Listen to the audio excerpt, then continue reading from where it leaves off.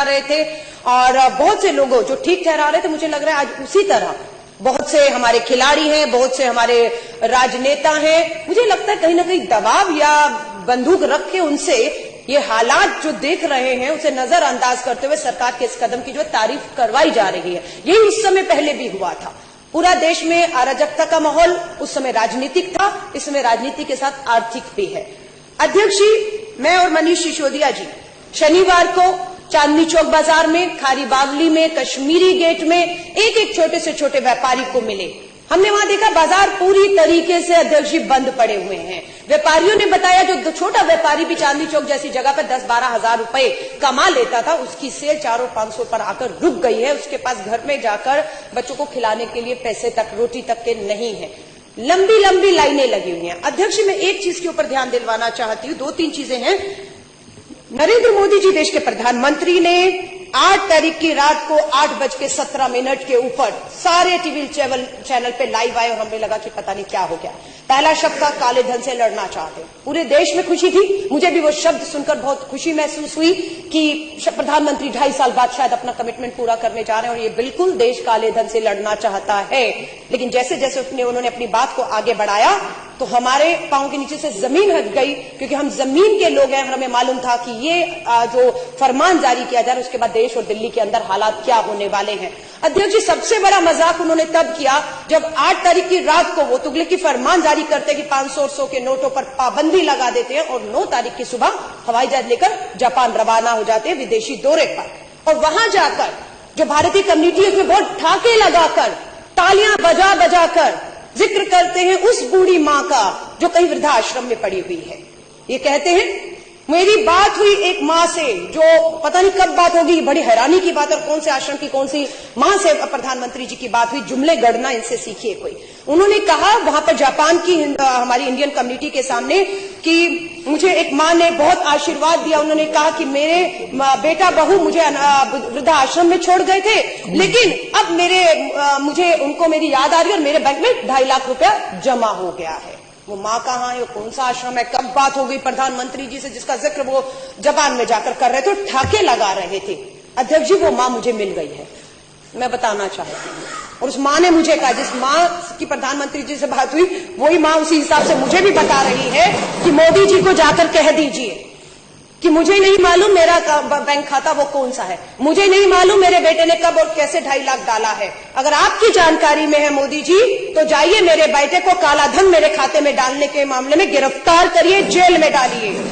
और आशीर्वाद मैं आपको तब दूंगी जब वो मां ये कह रही है कि मैं अपनी 4 दिन से पासबुक लेकर बैंक के धक्के खा रही हूं, मैं अपनी पेंशन नहीं लगवा पा रही हूं, मैं दवा नहीं ले पा रही हूं, वो मां रो रही है। ये मोदी जी को मैं बताना चाहती हूं, ये वही मां है जिस मां ने आपको आशीर्वाद दिया था।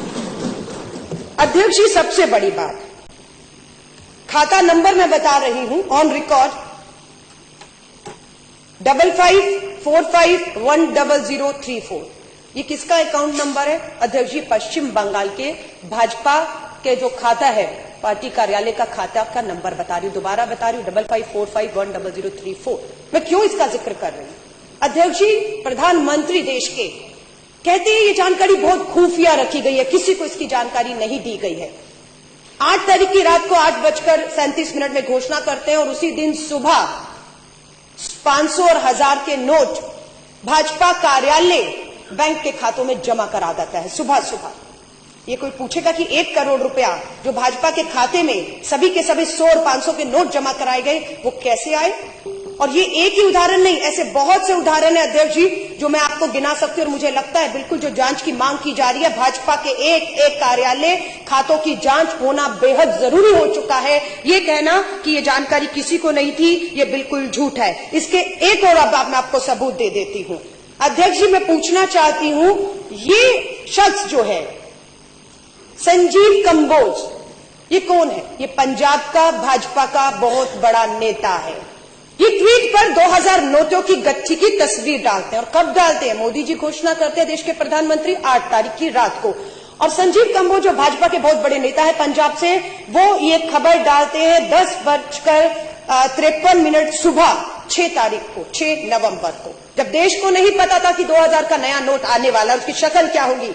उसको आरबीआई जो है मोदी जी की, प्रधानमंत्री की घोषणा के बाद जो है उस नोट को दिखाती है पूरे देश में कि वो नोट कैसा होगा, लेकिन भाजपा के इस नेता के पास इसकी जानकारी, इसकी तस्वीरें, ये नोट कैसे थी, ये तो देश जानना चाहेगा, कैसे इनको खबर थी इसकी।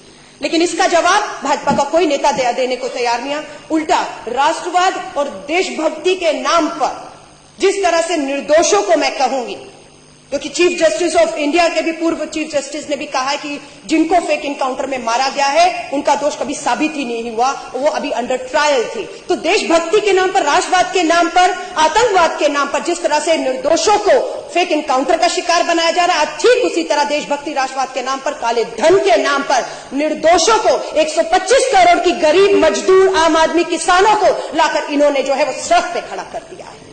शर्म आती है हमें, उस मां के आंसू नहीं दिखते। और सबसे बड़ी तो मैं निंदा करना चाहूंगी, शर्म आती है। कल तक जब कांग्रेस के नेता राहुल गांधी लाइनों में खड़े थे तो मोदी जी भाषण देकर ठाके लगा रहे थे कि मां का काला धन जमा करने के लिए एक बेटा लाइन में खड़ा है।